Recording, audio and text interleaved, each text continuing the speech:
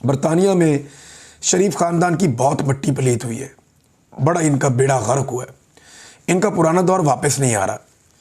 ये जहाँ निकलते हैं लोग इनको बुरा भला कहते हैं। अभी एक नई वीडियो आ रही थी नवाज शरीफ साहब की, एक खातून ने दोबारा उनके ऊपर जो है वो तनकीद के नश्तर बरसा दिए। वो रोज़ाना ही आता रहता कुछ ना कुछ।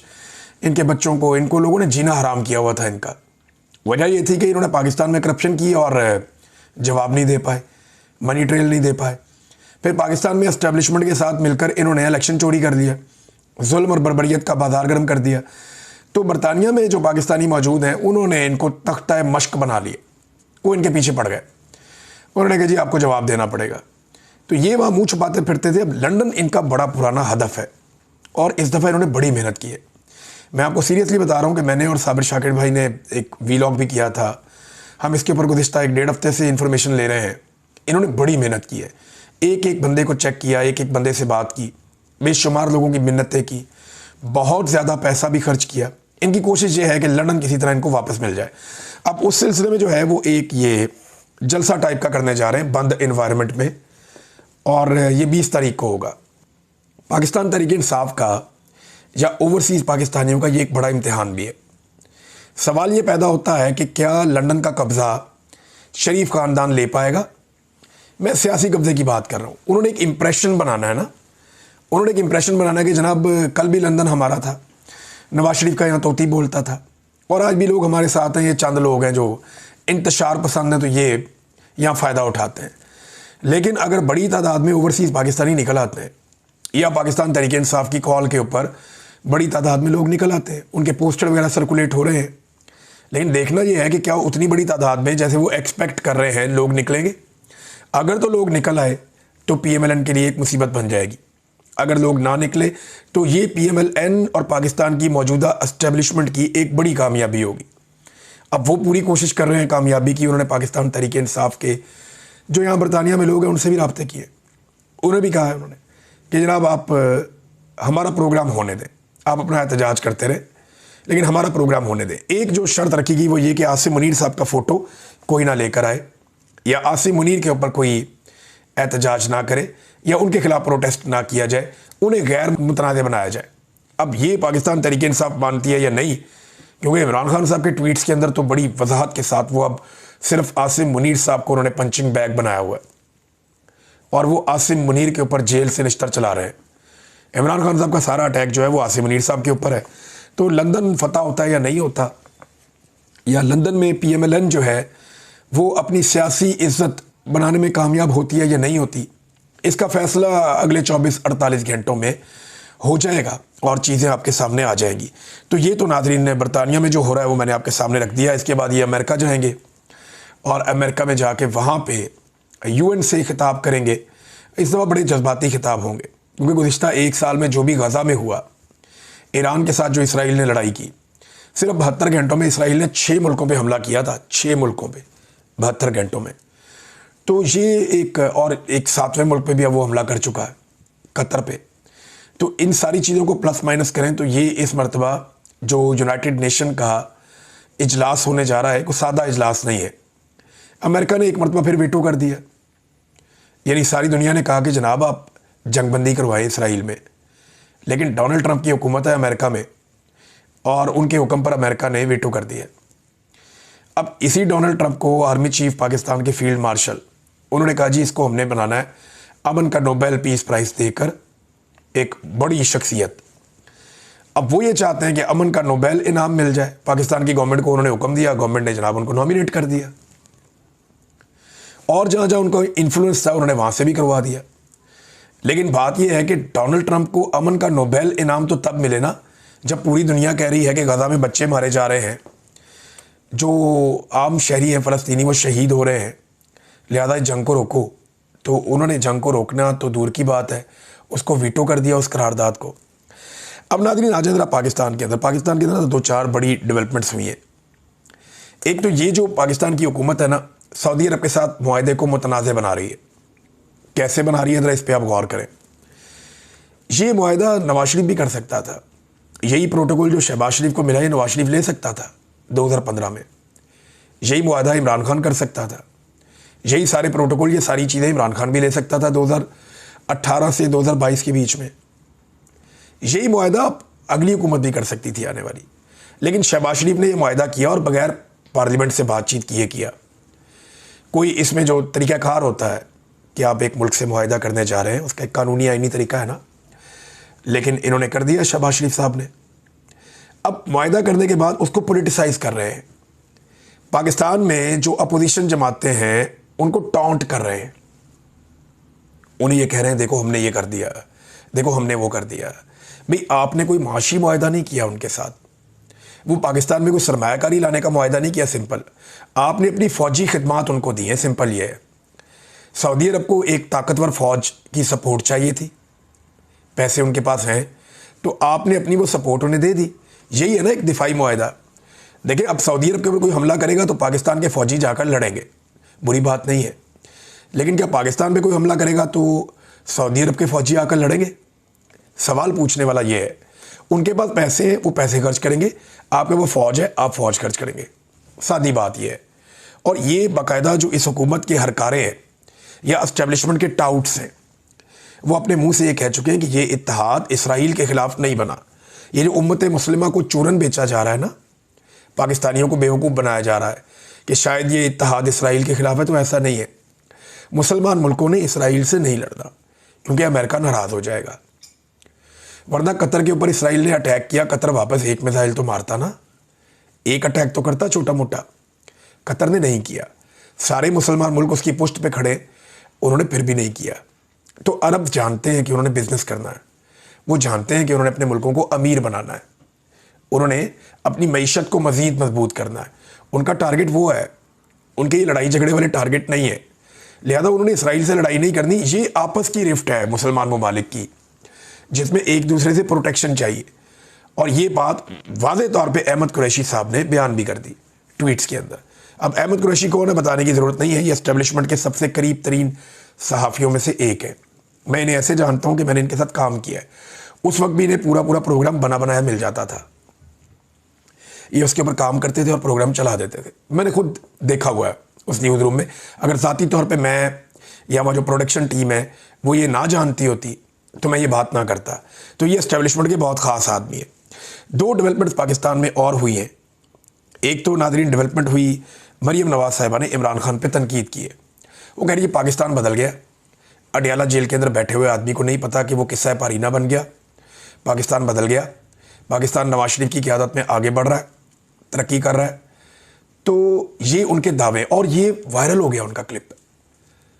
और इमरान खान जिसके बारे में उन्होंने कहा वो किस्सा पारीना है, अंदाज़ा करें कि मरीम नवाज़ का गुज़िश्ता चंद महीनों में कोई क्लिप वायरल नहीं हुआ, सिवाय एक जिसमें उन्होंने कोई अजीबोगरीब किस्म की बात कर दी थी वेदर के बारे में ना, जब एक क्लाइमेट चेंज था उसके बारे में उन्होंने एक बात कर दी, बहुत अजीब बात कर दी, बारिश और रेनिंग को मिला के।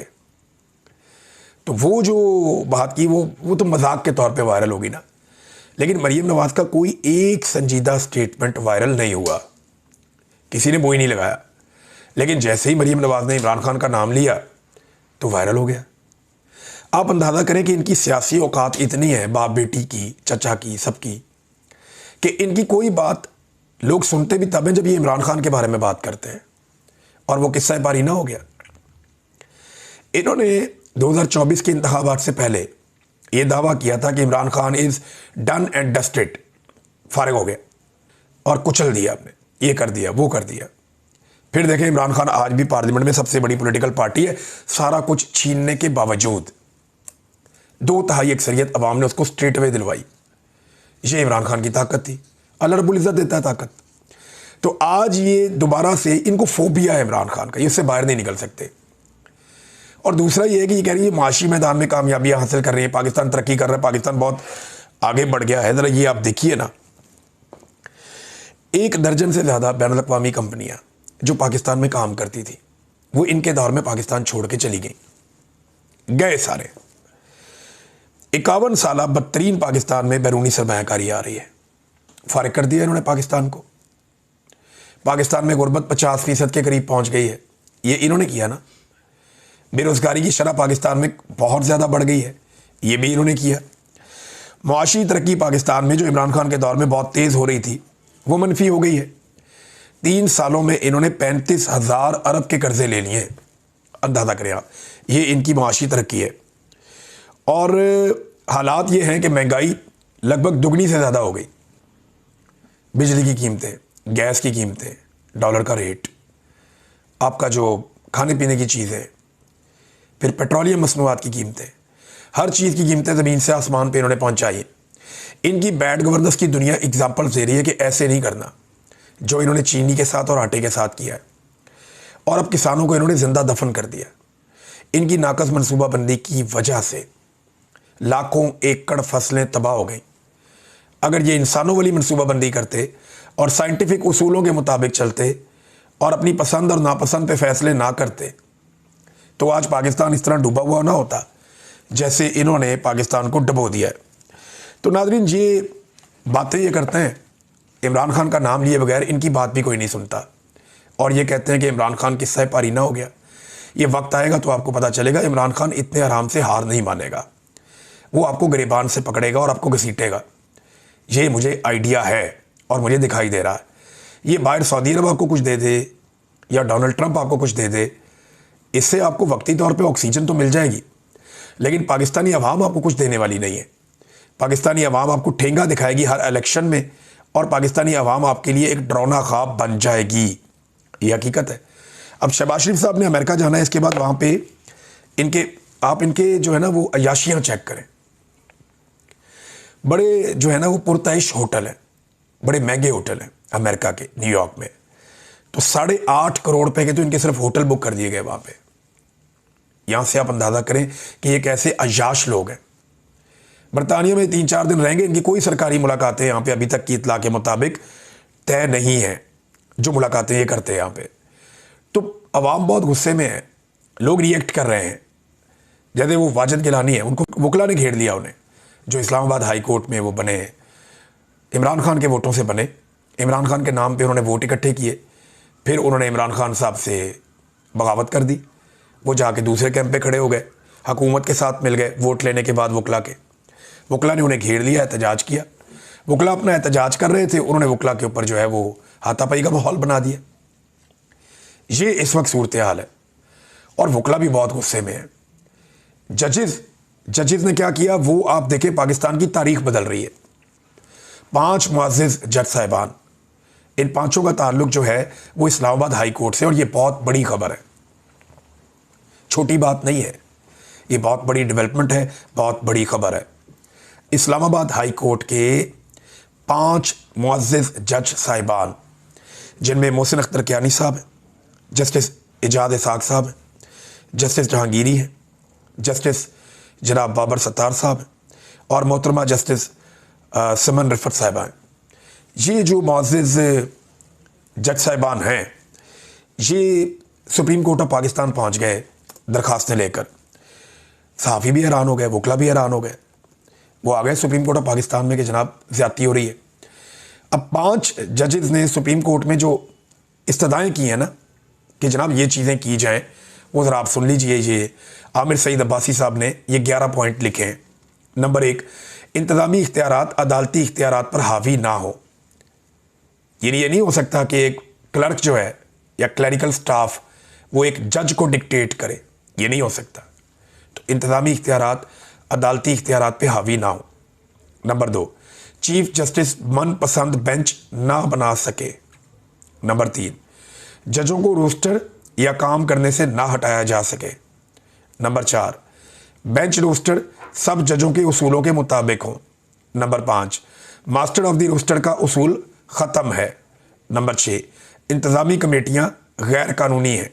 नंबर 7, इन कमेटियों के फैसले कलअदम हो। Number 8, practice and procedure rules 2025 गैर आइनी है। नंबर 9, डिस्ट्रिक्ट अदलिया को आज़ाद और मजबूत बनाया जाए। नंबर 10, हाई कोर्ट अपने खिलाफ रिट जारी नहीं कर सकती। नंबर 11, जज को सिर्फ आर्टिकल 209 के तहत हटाया जा सकता है। अब इसके अंदर जो है ना वो डिफरेंट बातें जज साहबान ने वहाँ पे की।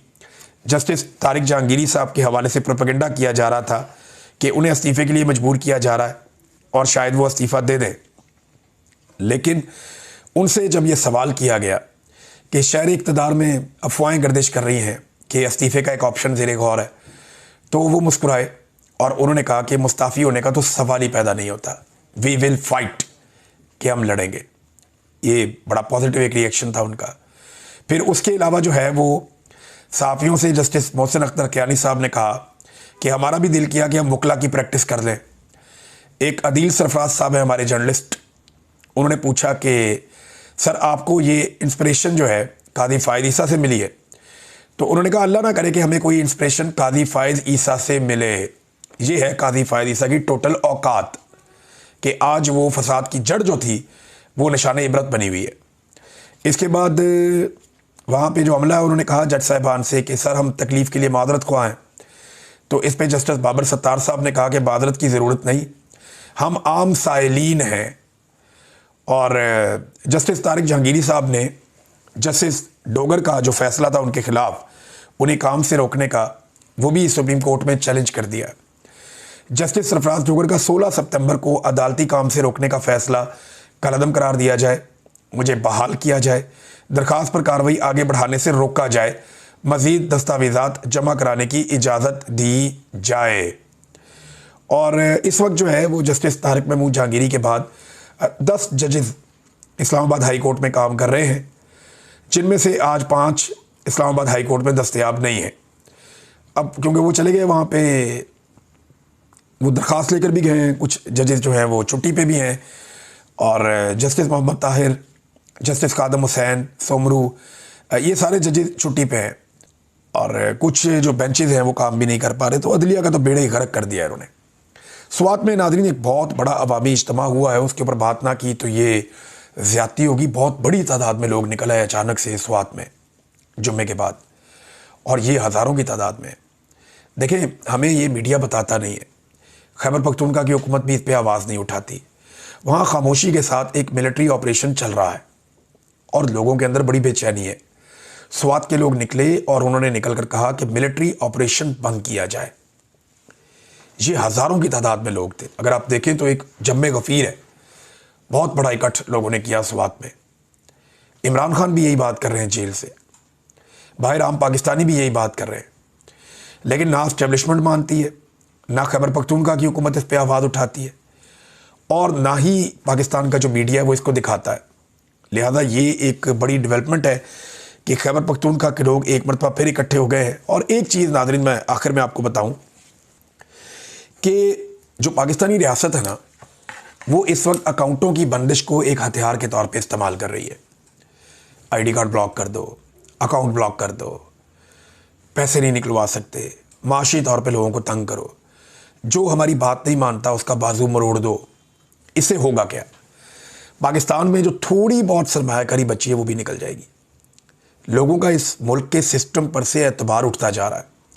कोई भी पैसा लेकर पाकिस्तान में नहीं आएगा, ना कोई आना चाहेगा, क्योंकि सबके दिमाग में ये बात बैठ गई है कि ये रियासत अपनी मर्ज़ी से चलाना चाहते हैं और इनकी बात ना मानो तो ये आपसे आपका रिज़्क भी छीन लेते हैं। और बगैर नोटिस के, बगैर किसी को बुलाए, बगैर किसी से बात किए अकाउंटों की बंदिश को, मेरा अकाउंट 2022 में बंद हुआ था, आज लगभग 3.5 साल हो गए, मैंने इसको तवज्जो ही नहीं दी। उसमें पैसे भी हैं, तो मैंने कहा दफ़ा करो, बंद कर दिया तो कर दिया। मेरे कौन से को बहुत खर्चे हैं, अल्लाह बड़ा मेहरबान है, वो मुझे रोटी खिला रहा है, मेरे बच्चों को भी खिला रहा है, बड़ा मेहरबान है। मैंने अदालत में गया, इधर उधर कोशिश की, लेकिन एस्टेब्लिशमेंट ने नहीं खुलने दिया। तो अब जगह जगह लोगों के ये अकाउंट्स बंद कर रहे हैं। पहला अकाउंट मेरा बंद हुआ था, काशिफ अब्बासी की अहलिया मेहर बुखारी साहबा का अकाउंट बंद किया गया। देखिए, काशिफ अब्बासी साहब और मेहर बुखारी साहबा को मैं एक चीज़ सादा बताना चाहता हूँ कि अगर आपको ये लगता है कि आपकी खामोशी से इन्हें आप पे तरस आ जाएगा, या आपको ये लगता है कि इस वक्त आप एक कंप्रोमाइजिंग सिचुएशन में रह कर या खामोश रहकर, यानी आप अपने काम पे कंप्रोमाइज़ नहीं करते, इस बात की तारीफ़ है काशिफ अब्बासी साहब की, वो अपने तरीके से काम करना चाहते हैं। लेकिन अगर आपका टीवी चैनल छीन लिया है तो आपके पास बेशुमार प्लेटफॉर्म हैं। हामिद मीर साहब का जब टीवी चैनल बंद किया था तो वो लिखते थे, सोशल मीडिया को यूज़ करते थे, वो लोगों को इंटरव्यूज़ देते थे। काशिफ अब्बासी ये कर सकते हैं, उन्हें अपनी आवाज़ उठानी चाहिए। देखिए, अगर हम अपने लिए आवाज़ नहीं उठा सकते, अपने लिए बात नहीं कर सकते, तो हम लोगों के लिए बात करने के दावेदार कैसे हो सकते हैं? हम कैसे लोगों के हक में बात कर सकते हैं, उनके हक के लिए आवाज़ उठा सकते हैं, जब हम अपने हक के लिए आवाज़ ना उठाएं। तो हम सबको कोशिश करनी चाहिए मिलकर और आवाज़ उठाते रहना चाहिए, वरना